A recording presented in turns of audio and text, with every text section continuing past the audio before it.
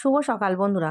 দেখো সকাল এখন প্রায় 10টা বাজতে যায়, আর আমি এদিকে সব কাজকর্ম সেরে যে ছোলার ডালটা ভিজিয়েছি সেটাকে বাটছি। ছোলার ডালটা কিন্তু আমি আগের দিন রাতেই ভিজিয়ে রেখেছি, আর যেহেতু আজকে শনিবার একটু নিরামিষ করব তার জন্য বাটাবাটি করছে। আর মেয়ে এদিকে পড়ছে, যেহেতু ওর পরীক্ষা তার জন্য। আর এদিকে তোমাদের দাদা ভাইও বাড়ি চলে এসছে কাজ থেকে, সে অনেক ভোরে যায়, আর ও প্রায় 9:30 10টায় চলে আসে। আর এসেই তাড়াতাড়ি করে মাল মাখার তোড়জোড় করছে। আর ওদিকে দাদা মালটা মাখছে, ও গুছিয়ে দিয়ে এসছে, আর ওদিকে ভাত খেতে বসেছে। আর আমি কিন্তু এদিকে ছোলার যে ডালটা ওটাকে ধোকা করব, তার জন্য একটা শেপ করে রেডি করে নিয়েছি। আর এদিকে দেখো একটু রাইস করব বলে ভাতটাও বসিয়ে দিয়েছি। মানে যেহেতু আজকে শনিবার, কি করব ভেবে ঠিক করতে না পেরে ভাবলাম একটু রাইসই করে ফেলি। আর আমাদের শীতকাল পড়লে একটু রাইসটা বেশিই হয়।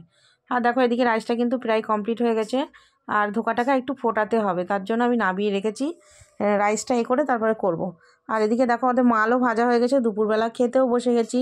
তা আমাদের রাইসটা কেমন হয়েছে দেখে অবশ্যই একটু কমেন্ট করে জানিও। আর অনেক দিন পর আমি ব্লগ দিচ্ছি, যদি ভালো লাগে অবশ্যই একটা লাইক কমেন্ট করে আমার পাশে অবশ্যই থেকো। আর ব্লগটা কেমন হয়েছে সেটাও কিন্তু কমেন্টে বলতে ভুলো না যে ব্লগটা কেমন হলো। তা টাটা বাই, তোমরা ভালো থেকো, সাবধানে থেকো, দেখা হবে নেক্সট একটু